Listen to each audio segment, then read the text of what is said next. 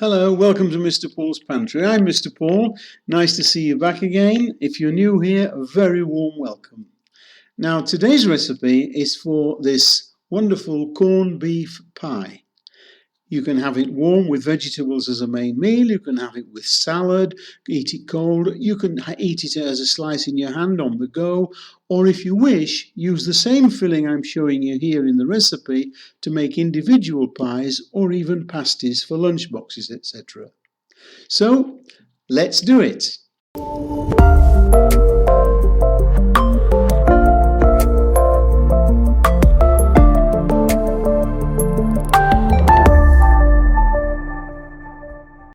So first of all, we've got the ingredients for the pastry. I've got some plain flour, you may know it as all-purpose flour. I've got some fat. Now I'm using 50-50 of lard and butter. If you don't use animal fats, you can use margarine, and for the white fat you can use Crisco or Cooking or Trex or something like that. They're the hydrogenated vegetable fats. I prefer to use butter and lard. And I've got some cold water, and I will add to that a pinch of salt, which I forgot to put on there. Okay, so that's the ingredients for the pastry. We'll make that first. So we'll make the pastry now. And this is short crust pastry, okay? Now, first of all, we'll add the flour. And then we'll add the lard. And the butter. And lastly, the salt.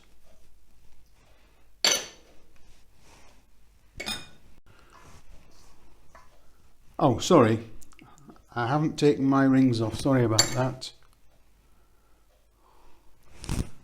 There we are, little mix. And what we're doing here is for those people who make pastry all the time. I know this seems a bit basic and a bit boring, but what I have to remember is there's a lot of people watching my videos who have never made thick pastry in their life before. They've always bought it from the shop, so now is a good time for them to do that. Now what we're doing here is rubbing the fat and the flour together so that all the flour is coated with at least some of the fat. There we are. Now it should finish up looking like rough breadcrumbs. It doesn't have to be too fine, as long as it looks reasonably. I think you can see now it's looking, there are a few clumps, but it doesn't matter about that. And the next thing we're going to do is to add the water. Add that to the flour. We're going to give it a little mix together before we start kneading it. We don't need to knead it a lot, because the one thing we don't need to do, we don't need to knead it like bread, because we don't want to develop the gluten. We want it to be nice and short. That's why it's called short crust pastry. So we'll just get that coming together nicely. Now I'll go in with my hands. It's all coming together, and we need to keep doing this until we get all the dried flour incorporated. The bowl should be clean when we've got it all together. It is coming together now, as you can see, a nice clump there. Can you see that? That's coming nicely. Now if your flour has been stored in a very warm place for a long time, and in Spain it happens quite a bit, you might need to add a little more water than I've put in the recipe, but only a little, and you need to put it in at this stage now. Okay, but I think this is coming together nicely without any additions.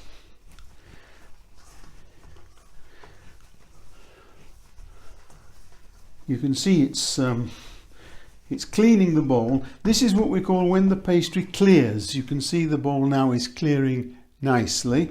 It's coming together in one ball, and that needs to go into the fridge wrapped in cling film for about 30 minutes. Now, we're not so much cooling the pastry as resting it, because with this working we've developed a little bit of the gluten, which is what we don't want in pastry and cakes. We do want it in bread, but not in pastry and cakes. So when it goes into the fridge wrapped in cling film now, that's helping it to relax. Because if we make the pie with it now as it is, it'll all shrink very, very much. We don't want that to happen, okay? So that's going into the fridge now for about 30 minutes. And in the meantime, while that's resting, we'll get on with the filling. Now, the ingredients for the filling are very, very simple. We've got potatoes, an onion, a standard tin of corned beef, some salt and some pepper. Now you can use white pepper or black pepper. I prefer using black pepper, but that's entirely up to you. White pepper or black pepper. That's the whole ingredients for the filling. So I'll just prepare the veg and then we'll get moving. Peel the potatoes.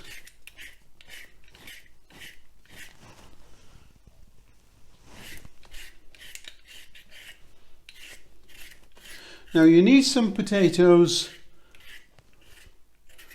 that are going to mash well. You don't want waxy potatoes. You want something like a Maris Piper if you're in England, or a King Edward's, or if you're in Spain like me, you need something like Agata or Mona Lisa.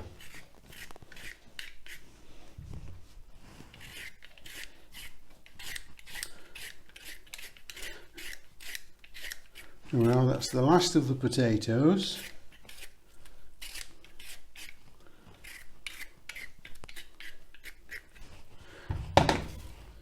Now we'll get those ready to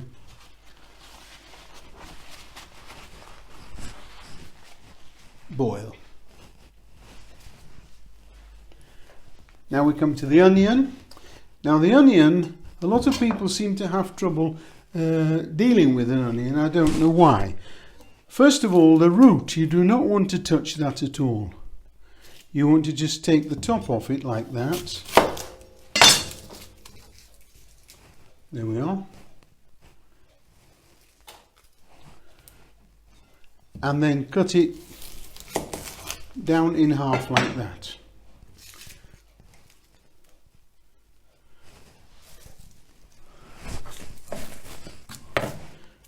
Now take the peel with your fingers, you don't need to knife, and just take the outer peel off. Oops. Leaving the root intact.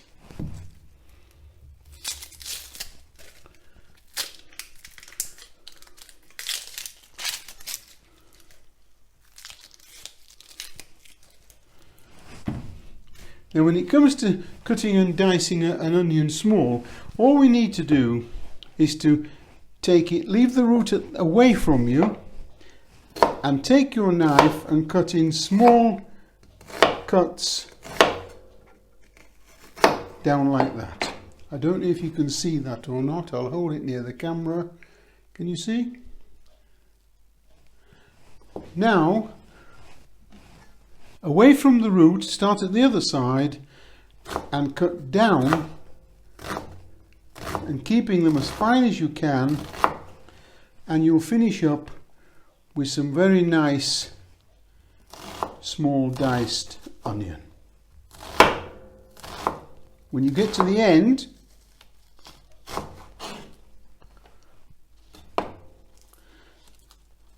take the end off, the back off, and there's the root which you throw away.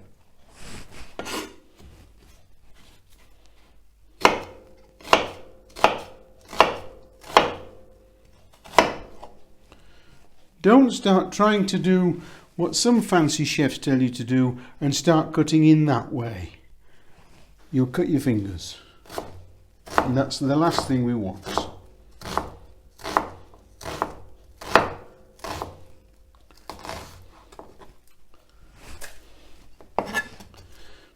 So there's our nice onion, all ready to go.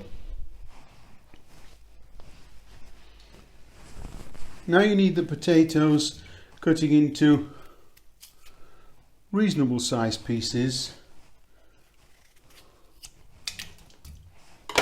and just covering with cold water. And we don't need to put any salt in here because there's plenty of salt in the corned beef, and we will be adding a little bit salt afterwards.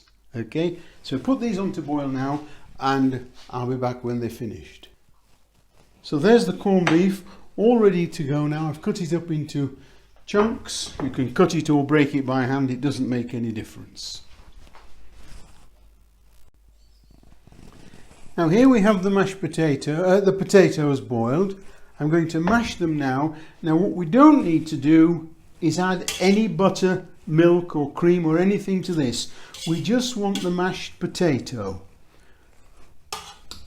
They're mashing very, very nicely. We don't want a wet, mushy mash here, that's important. A lot of people, because they're used to making mashed potato with butter and milk and things, they can't resist popping some in here, which we don't want. Now you can leave this as coarse as you want or as fine as you want. It doesn't make a lot of difference. I like it a little bit coarse, not too much. I don't know if you can see my consistency there. It's difficult with the camera because I'm trying to do it left-handed. So into there now we're going to put the corned beef. And I'm going to give that a mix round with my spatula.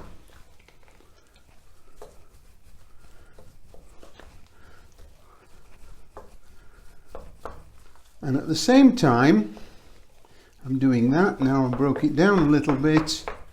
I'm going to add my pepper and salt. And I'm adding a 1/4 teaspoon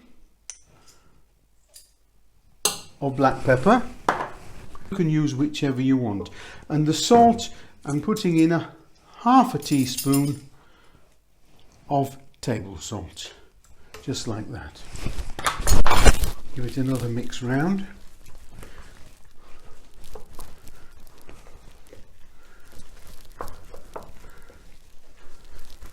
And keep going until it's well mixed.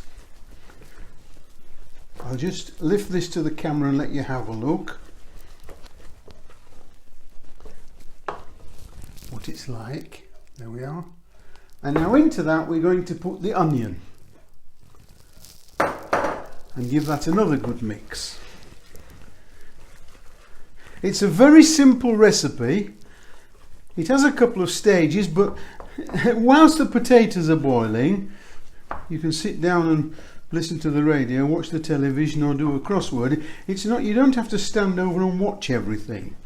Plus the fact you can, if you want, you can buy the pastry or do as I do. When I make pastry normally, I make a batch and I freeze some of it into portions. So if I'm going to make a pie, I just lift one portion out and I let it thaw out and use it there. So next we're going to leave that to cool, and then I'll show you how we put the pie together.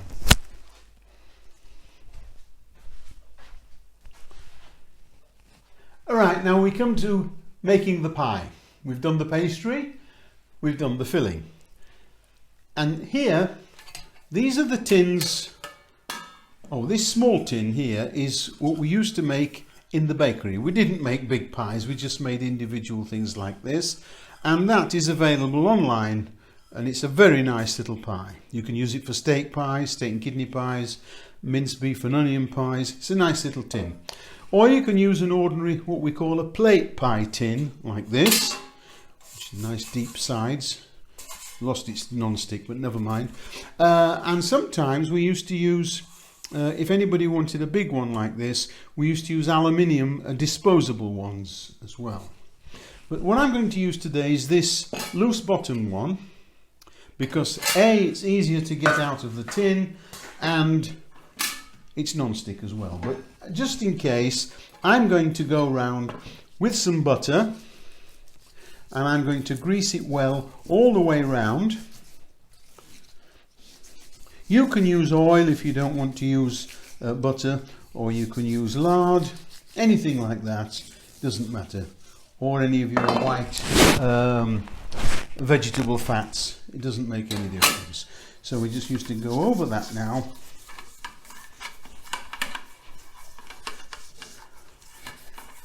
And then we'll get on with the pastry.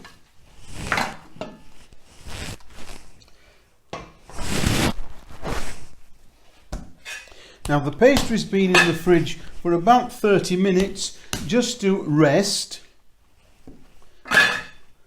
and cut it in half, and we're going to use a half for, I'll just flour the pin a little bit.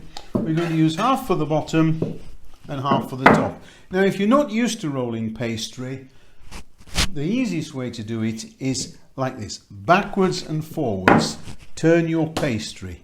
Backwards and forwards, turn your pastry.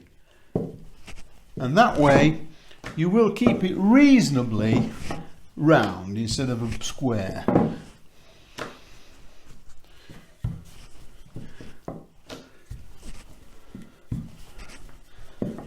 And it needs to be big enough for your tin to go on and enough overhang to come up the sides. So don't just measure the base of the tin like that.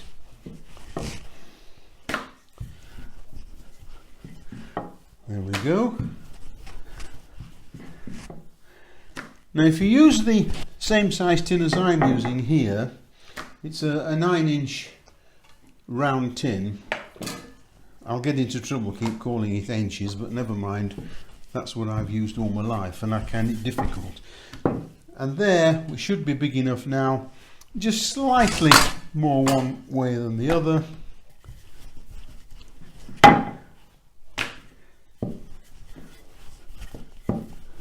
And I think that should do it. There we are. So we'll roll it up on the rolling pin,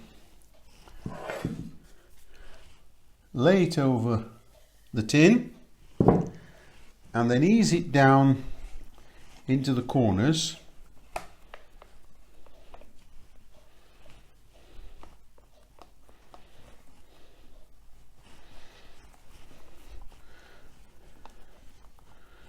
Just so we've got, make sure we have a little overhang just so we can seal the lid onto it. We need something to seal the lid onto. There we go.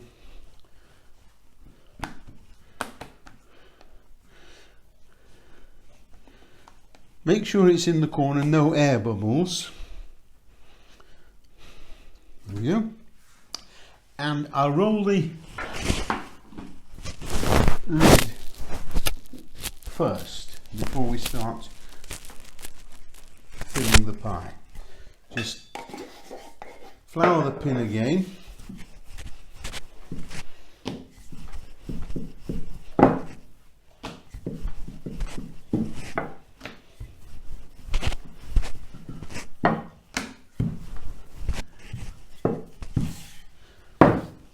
I think that should be, there we are, that's quite big enough now. So we'll get the filling. Oh, sorry, I'm ahead of myself. Just got to roll this, leave it on the pin until we require it. Here we are. Get the filling. And you need to be quite generous with this. Push it into the corners. You don't want any spaces. And I always like to leave it raised up in the middle a little bit so that it doesn't sink down as it cooks. Because the meat will sink down a little as it cooks. So if we leave it raised up in the middle a little bit,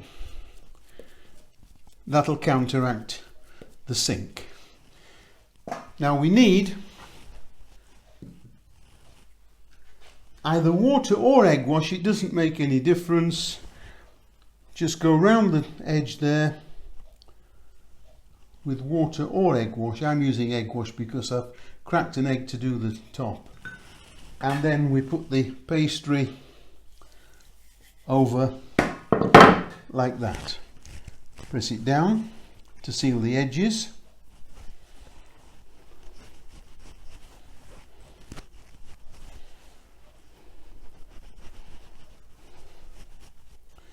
There we are. And then we're going to crimp it.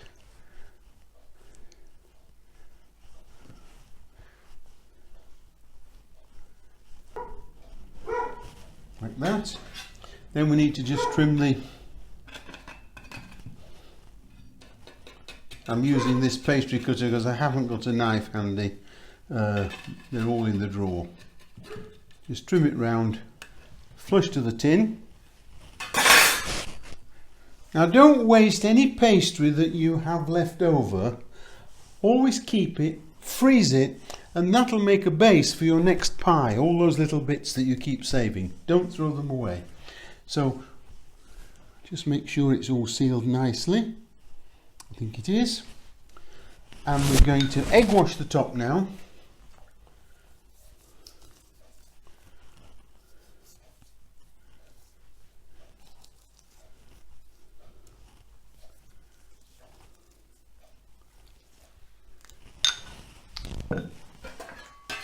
And just make some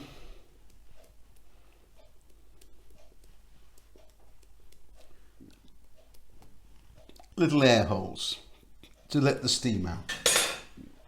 Now that's going to go into the oven at 180 degrees Fahrenheit, centigrade, 180 degrees for about 35 minutes. So I'll get that in the oven and then I'll see you when it's ready. And here are the finished product. I did the large one and one the size that we normally did in the bakery. There we are. They're very, very hot, so I'm going to leave them to cool now and we'll have a look inside them in a short while. So here's the moment of truth. We'll have a look inside and see what awaits us.